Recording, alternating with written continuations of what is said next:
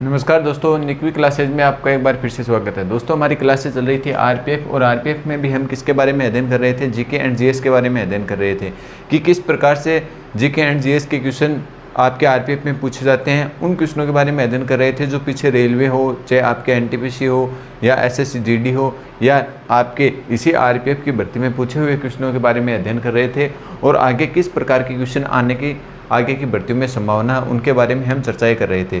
तो आज का हमारा क्वेश्चन क्या है? आज का हमारा क्वेश्चन है नाथुला दर्रा कहाँ स्थित है। तो भारत में जो विभिन्न प्रकार के दर्रे हैं उनके बारे में हम अध्ययन करेंगे कि जम्मू कश्मीर में कौन कौन से दर्रे हैं, उत्तराखंड में कौन कौन से दर्रे हैं, मणिपुर में कौन कौन से दर्रे हैं, सिक्किम में कौन कौन से दर्रे हैं। ये आपको ऑप्शन में दे रखा है। नाथुला दर्रा आपसे पूछा है कहाँ स्थित है, ये पेपर में पूछा हुआ क्वेश्चन है। दर्रों से आपके हर बार कोई ना कोई दर्रा आपको दे दिया जाता है और ये पूछा जाता है कि किस स्थान पे ये दर्रा स्थित है। तो इनके बारे में हम अध्ययन करते हैं। देखो दोस्तों, पहले ऑप्शन दे रखा है हमें जम्मू कश्मीर। जम्मू कश्मीर में कौन कौन से दर्रे हैं उनके बारे में आपको बता दूं। जम्मू कश्मीर में एक तो बुर्जिल दर्रा। कौन सा दर्रा दोस्तों? बुर्जिल दर्रा, जो किसे जोड़ता है? भारत और पाकिस्तान के मध्य रास्ते को जोड़ने का काम कौन सा करता है? बुर्जिल दर्रा करता है। तो लिखो दोस्तों, बुर्जिल दर्रा, बुर्जिल दर्रा। और ये किस किस के मध्य आपसे पूछ लिया जाए? भारत पाक के मध्य, भारत व पाक के मध्य स्थित है। ठीक है दोस्तों। दूसरे दर्रे की हम बात करते हैं कि दूसरा दर्रा कौन सा है, तो जोजिला दर्रा है। दोस्तों कौन सा? जोजिला दर्रा या जोजिला दर्रा, जोजिला दर्रा। ये कहाँ पे है? ये श्रीनगर को लेह से जोड़ता है। श्रीनगर को लेह से जोड़ने का काम कौन सा दर्रा करता है? जोजिला दर्रा करता है, लेह को।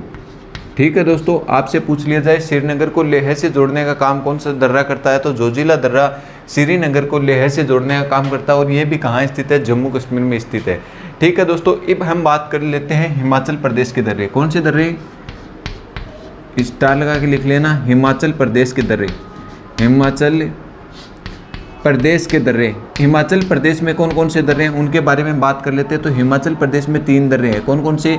एक शिवकल्ला दर्रा, एक रोहतांग दर्रा और एक कौन सा दर्रा है दोस्तों? आपसे पूछ लिया जाए कि बड़ा लाचा दर्रा।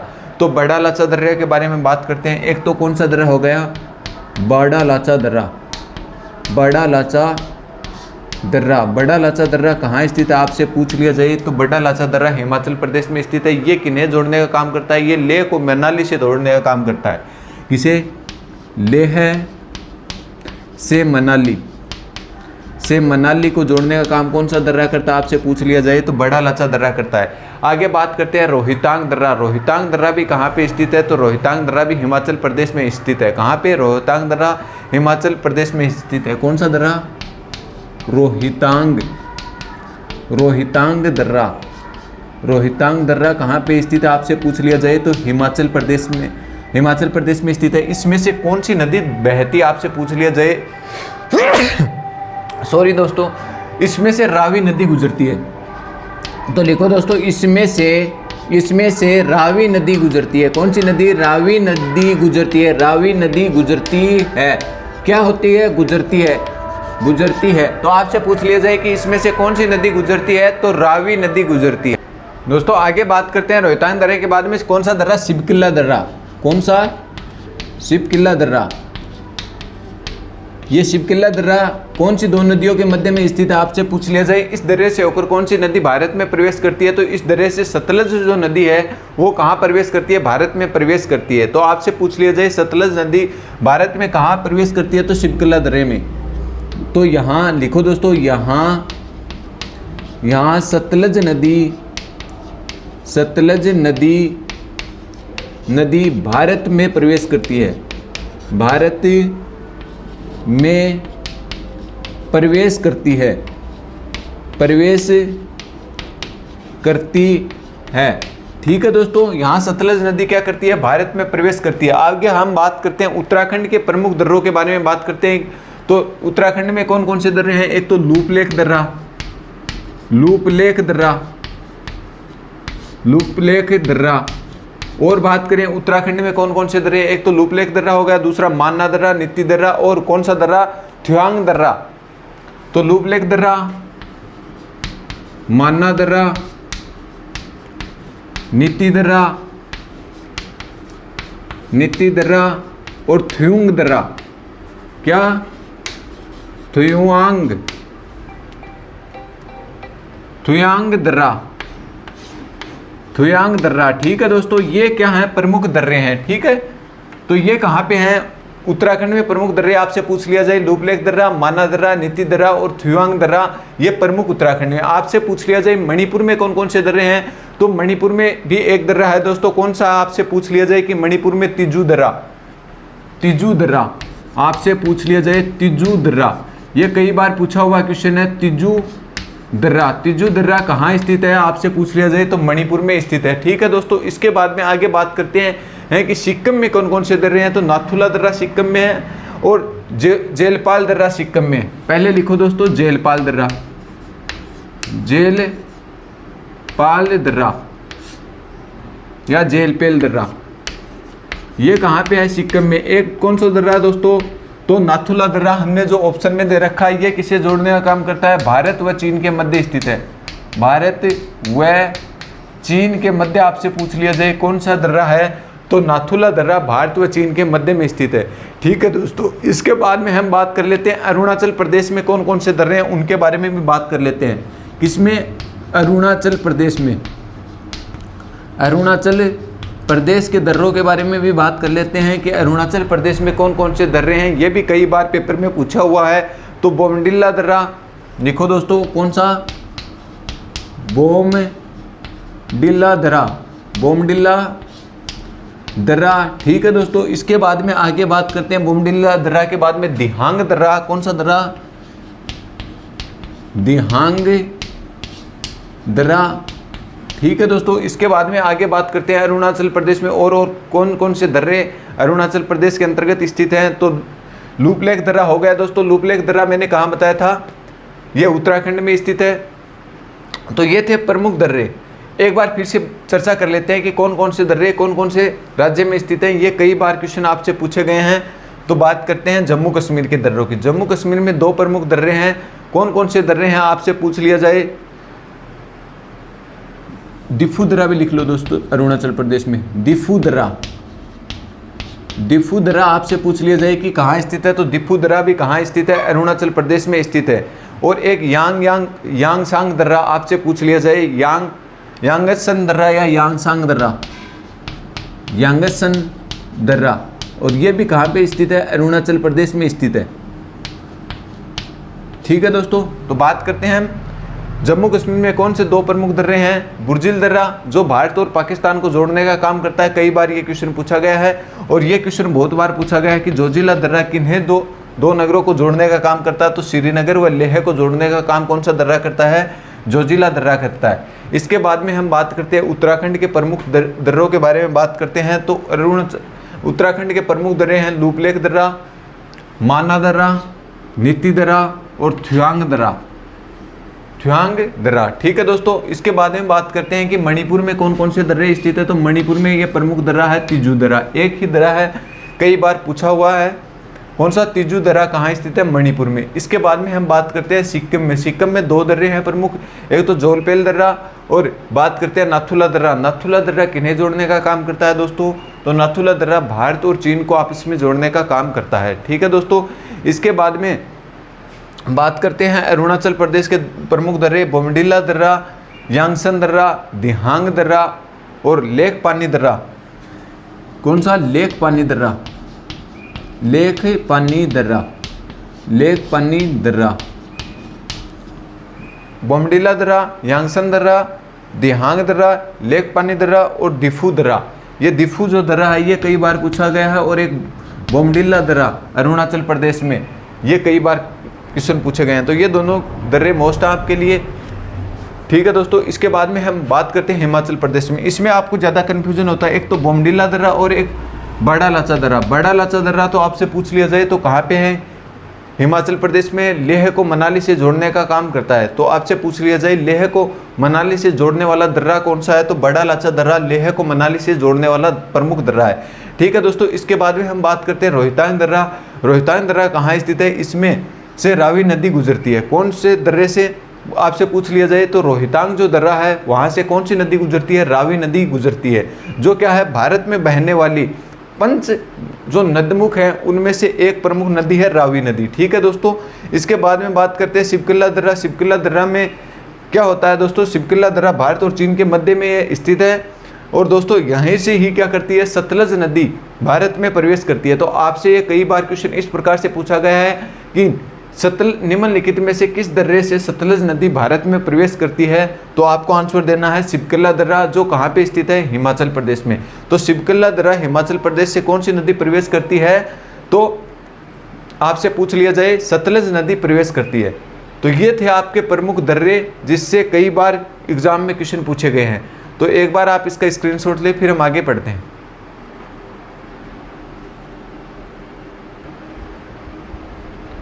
दोस्तों आगे और हम क्वेश्चन के बारे में चर्चा करते हैं। अगला हमारा क्वेश्चन क्या है, कांग्रेस का विभाजन कब हुआ। तो आपसे मैंने पहले भी एक क्वेश्चन करवा दिया है कि कांग्रेस की स्थापना कब और कहाँ हुई थी। एक बार फिर से बता रहा हूँ, कांग्रेस की स्थापना कहाँ हुई थी। तो कांग्रेस की स्थापना आपसे पूछ ली जाए कब होती है, तो ये डेट कई बार पूछी गई है, 28 दिसंबर 1885। 28 दिसंबर 1885 को क्या होती है, बम्बई में कांग्रेस की क्या होती है, स्थापना होती है। 28 दिसंबर 1885 को बम्बई में संस्कृत कॉलेज थी एक, गोकुलदास तेजपाल संस्कृत पाठशाला में क्या होती है, कांग्रेस की स्थापना होती है 28 दिसंबर 1885 को। अब आपसे क्वेश्चन में पूछा गया है कि कांग्रेस का विभाजन कब हुआ।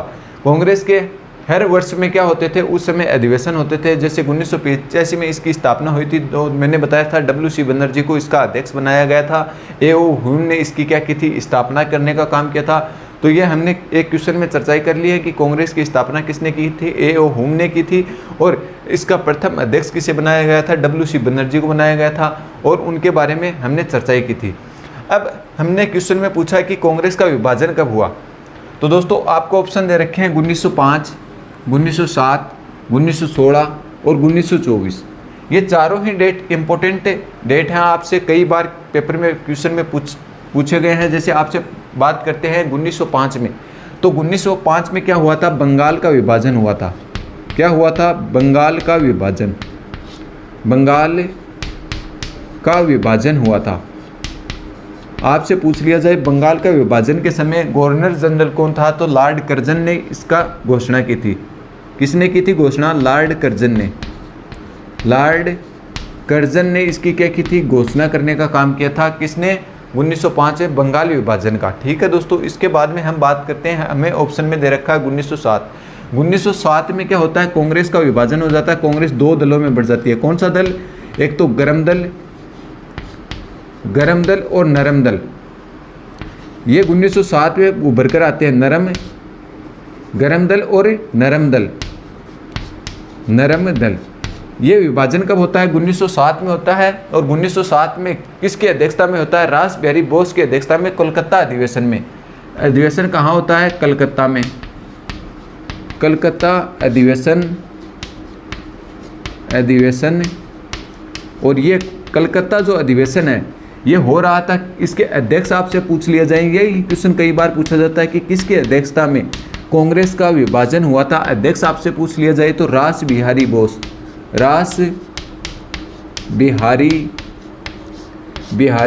की अध्यक्षता में। रास बिहारी बोस की अध्यक्षता में क्या होता है दोस्तों, कांग्रेस का विभाजन होता है। कब होता है, 1907 में। 1907 में रास बिहारी बोस कोलकाता अधिवेशन की अध्यक्षता कर रहे थे और उसमें क्या होता है, कांग्रेस का विभाजन हो जाता है गरम दल और नरम दल। गरम दल में 4 प्रमुख नेता थे, लाल बाल पाल और अरविंदो घोष।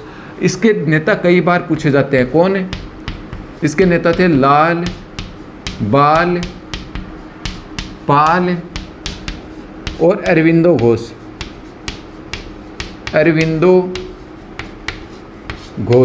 इसमें से क्वेश्चन आपसे किस प्रकार से पूछा जा सकता है, इसमें से आपसे क्वेश्चन इस प्रकार से पूछा जा सकता है कि निम्नलिखित में से कौन गरम दल के सदस्य नहीं थे। ये क्वेश्चन कई बार आता है कि निम्नलिखित में से कौन गरम दल के सदस्य नहीं थे।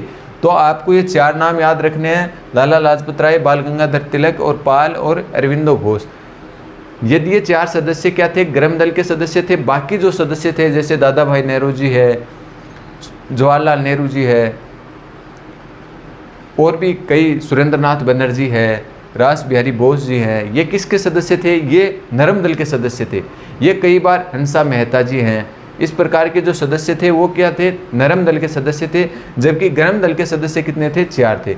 ये विभाजन कब होता है? 1907 में होता है। किसकी अध्यक्षता में होता है? आपसे पूछ लिया जाए, रास बिहारी बोस की अध्यक्षता में कोलकाता में होता है। अब बात करते हैं अंबिका चरण मजूमदार, जो ये 1916 दे रखा है। 1916 में वापस कांग्रेस का क्या होता है? मिलन होता है। तो कांग्रेस का मिलन, कांग्रेस का मिलन, आपसे पूछ लिया जाए कांग्रेस वापस कब एक होती है? तो 1916 में। और इसके अध्यक्ष कौन थे? 1916 की में अध्यक्ष की बात करें तो किसकी अध्यक्षता में कांग्रेस का एक हुई थी? आपसे पूछ ली जाए अध्यक्षता किसने की थी? तो अंबिका चरण मजूमदार ने, अंबिका चरण मजूमदार ने, अंबिका चरण मजूमदार ने, अंबिका चरण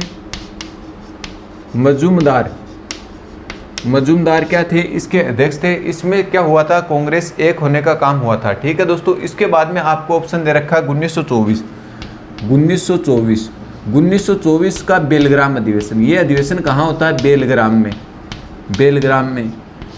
ठीक है दोस्तों, ये आपसे पूछ लिया जाए 1924 में कौन सा अधिवेशन होता है? बेलग्राम अधिवेशन होता है। और बेलग्राम अधिवेशन के अध्यक्ष कौन थे? आपसे पूछ लिया जाए तो लिखो दोस्तों, कांग्रेस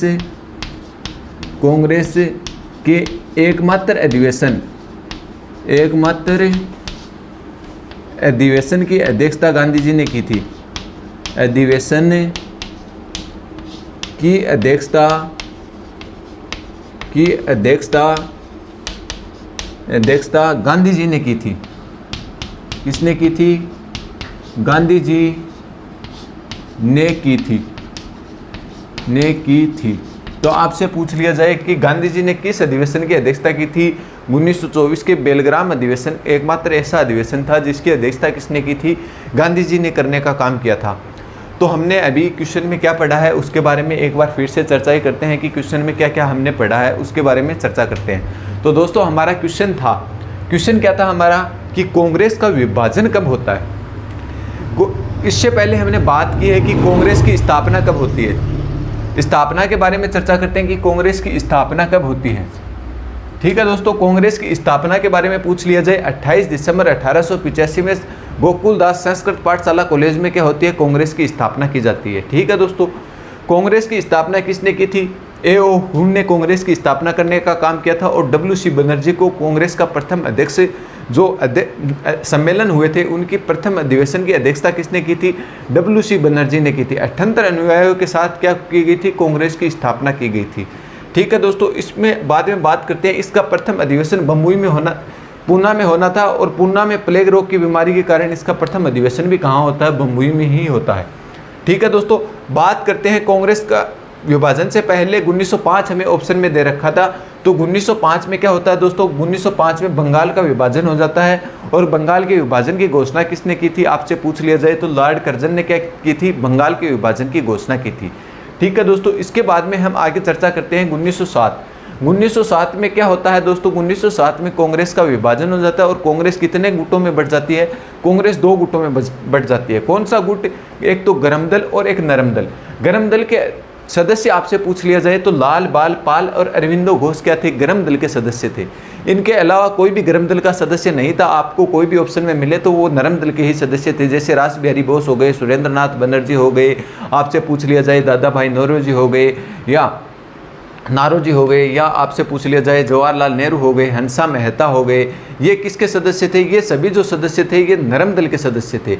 ठीक है दोस्तों, ये जो कांग्रेस का विभाजन हुआ ये किसकी अध्यक्षता में हुआ? आपसे पूछ लिया जाए तो कलकत्ता अधिवेशन में। और रास बिहारी बोस की अध्यक्षता में क्या होता है? ये विभाजन होता है कांग्रेस का। ठीक है दोस्तों, अब आगे बात करते हैं कि कांग्रेस का वापस मिलन कब होता है? कांग्रेस वापस एकजुट एक मंच पर कब आती है? तो आपसे पूछ लिया जाए 1916 का कांग्रेस का अधिवेशन चल रहा था और उसकी अध्यक्षता किसने की थी? अंबिका चरण मजूमदार की अध्यक्षता में कांग्रेस को वापस क्या किया जाता है? एक करने का काम किया जाता है। ठीक है दोस्तों, इसके बाद में हमने बात की है कि 1924 के बेलग्राम अधिवेशन की। दोस्तों कांग्रेस का एकमात्र ऐसा अधिवेशन था जिसमें गांधी जी ने क्या लिया था, गांधी जी ने क्या की थी, अध्यक्षता करने का काम किया था। गांधी जी ने और किसी भी अधिवेशन का अध्यक्षता करने का काम नहीं किया था। तो आपसे पूछ लिया जाए, ये क्वेश्चन कई बार पूछा जाता है कि 3 तरीके से पूछा जाता है, कांग्रेस के किस अधिवेशन में गांधी जी ने अध्यक्षता की थी? बेलग्राम अधिवेशन में। कब हुआ था? 1924 में हुआ था। या आपसे पूछ लिया जाए बेलग्राम अधिवेशन की अध्यक्षता किसने की थी? तो 3 प्रकार से ये क्वेश्चन पूछा जा सकता है और बहुत बार परीक्षा में पूछा हुआ ये क्वेश्चन है। तो 1924 के बेलग्राम अधिवेशन एकमात्र कांग्रेस का ऐसा अधिवेशन था जिसकी अध्यक्षता गांधी जी के द्वारा की जाती है। आपसे पूछ लिया जाए कि कांग्रेस के सर्वाधिक अधिवेशनों की अध्यक्षता किसने की थी? तो 3 बार तो जवाहरलाल नेहरू ने की थी और 3 ही बार किसने की थी? दादा भाई नौरोजी ने की थी। ठीक है, नारोजी ने की थी। तो ये थे आपके कांग्रेस के बारे में। हमने और एक क्वेश्चन के बारे में चर्चा कर ली है और थोड़े बचे हुए जो क्वेश्चन हैं, जैसे हमारा राष्ट्रीय गान कब अपनाया गया था, राष्ट्रीय गीत कौन से अधिवेशन में अपनाया गया था, उनके बारे में भी हम कभी एक और क्वेश्चन लेकर आएंगे, उनमें चर्चा कर लेंगे। जो कांग्रेस के प्रमुख अधिवेशन होने वाले हैं, जैसे कांग्रेस का कौन सा अधिवेशन गांव में हुआ था, सुभाष चंद्र बोस जी ने कौन से अधिवेशनों की अध्यक्षता की थी, और एक अधिवेशन में तो सुभाष चंद्र बोस जी ने अध्यक्षता ही क्या, अध्यक्ष घोषित करने के लिए चुनाव कराए गए थे पटैया सीतारमन के मध्य, पटैया सीतारमन और एक तरफ सुभाष चंद्र बोस जी, और पटैया सीतारमन के साथ कौन दे रहे थे? गांधी जी दे रहे थे। गांधी जी ने एक कहा था कि पटैया सीतारमन की हार मानो मेरी हार है, तो उसमें यह कथन भी गांधी जी ने कहा था। तो ये क्वेश्चन भी कई बार इस प्रकार के क्वेश्चन पूछे गए हैं, तो उनके बारे में भी हम आगे की कक्षाओं में चर्चा ही करते रहेंगे। तो दोस्तों आज की कक्षा में हम इतनी ही चर्चा कर पाएंगे। उम्मीद करता हूँ जो मैंने आपको ये पढ़ाया है ये आपको अच्छे से समझ में आ गया होगा। समझ में आ गया तो चैनल को लाइक शेयर सब्सक्राइब करें, यह आपको बार बार कहने की आवश्यकता नहीं होनी चाहिए। और यदि दोस्तों आपको कहीं पर भी दिक्कत आती है तो आप हमें कमेंट करके ज़रूर बताया करो, ताकि हमें भी पता चल सके आगे की कक्षाओं में क्या सुधार करना है। और अब आपको कहीं पे कोई टॉपिक में यदि दिक्कत है तो आप वो हमें टॉपिक बताया करो, ताकि वो आपको पहले वो टॉपिक पढ़ा दिया जाएगा और उसके बाद में उसकी क्वेश्चनों की भी सीरीज़ बता दी जाएगी और हम आपको समझाने का पूरा प्रयास करेंगे। तो आपका भी इतना फर्ज बनता है कि आप भी चैनल को लाइक शेयर और सब्सक्राइब ज़रूर किया करो। दोस्तों आज की कक्षा में इतना ही, मिलते हैं नेक्स्ट कक्षा में इसी आरपीएफ की जीके एंड जीएस की सीरीज़ में। इसी प्रकार से सुचारू रूप से हमारी कक्षाएं जारी रहेंगी। धन्यवाद दोस्तों।